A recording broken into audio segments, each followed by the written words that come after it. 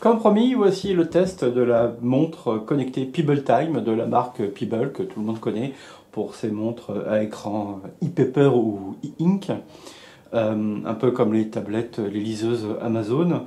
Cette fois, la Pebble Time propose le même type d'écran, la même techno e-ink, en 64 couleurs, avec peut-être des nouvelles fonctionnalités. Mais qu'est-ce qu'il y a dans cette montre? C'est ce que vous allez découvrir en me suivant. Les différentes fonctionnalités sur cette montre sont atteignables par différents boutons. Le bouton qui se trouve en haut à gauche, c'est le rétroéclairage, qui est trop rapide, vous avouerez, mais bon, qui est là, qui est existant. Maintenant, on peut accéder aux autres fonctions via les boutons en haut à gauche, en haut à droite, en bas et celui du milieu. Celui du milieu, entre autres, permet d'accéder à toute la partie settings, donc ici. Voilà. Donc c'est un peu chiche, c'est pas si joli que ça. C'est un côté cartoon, surtout au niveau des transitions. Mais disons que c'est un concept d'ergonomie qui est correct. Donc si on rentre un petit peu dans les paramètres, donc on a le paramètre Bluetooth, notification. Ici on ne peut pas paramétrer toutes les notifications. C'est un des soucis que j'explique dans l'article sur legeeksportif.com.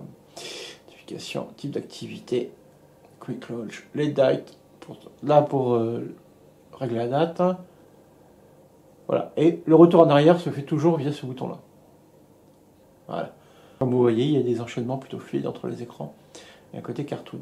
Donc si on rentre là-dedans, on a différentes options. Le timer, commander sa musique, la partie notification, la partie alarme. Ça, c'est la watch face Mondrian que j'ai installée sur ma Pebble Time. Donc voilà, pour naviguer à travers les fonctionnalités de la Pebble Time, il y a un astucieux système de boutons qui se trouve ici en haut et en bas.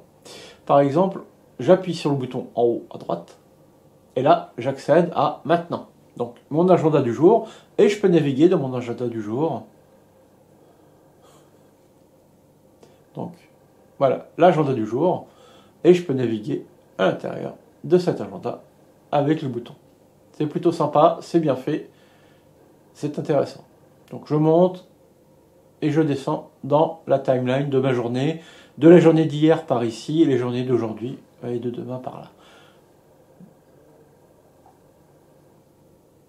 Donc pour recharger la Pebble Time, il y a un câble propriétaire donc, qui se branche sur le port USB de ce côté-là et qui se branche par ce biais-là sur la montre. Voilà. Le petit clic que vous avez entendu, c'est parce que les connecteurs qui sont ici sont magnétiques et donc adhèrent un peu mieux à la montre. L'idée est bonne, par contre la mise en œuvre n'est pas top parce qu'en fin de compte, le côté magnétique, la force du magnétisme est plutôt léger et s'en va très facilement. Donc voilà, mais sinon on va dire que ça peut être intéressant. La montre Pebble Time possède un rétroéclairage qui fonctionne correctement. Par exemple, hop, j'appuie sur la montre, sur le bouton ici à gauche. Et donc voilà, le petit souci entre guillemets, c'est le temps d'éclairage qui est très rapide, peut-être trop rapide, et j'ai pas trouvé encore comment on pouvait le régler, c'est pas sûr qu'on puisse le faire. Un exemple de watch face, c'est celui qui ressemble à un tableau de Mondrian, qui est inspiré très librement de Mondrian, que j'ai mis en fond en watch face, et c'est sympa. Maintenant, il y a du Matrix, il y a du Geek, il y a du classique avec des aiguilles, tout ça. Il y en a plusieurs centaines sur le Pebble Store.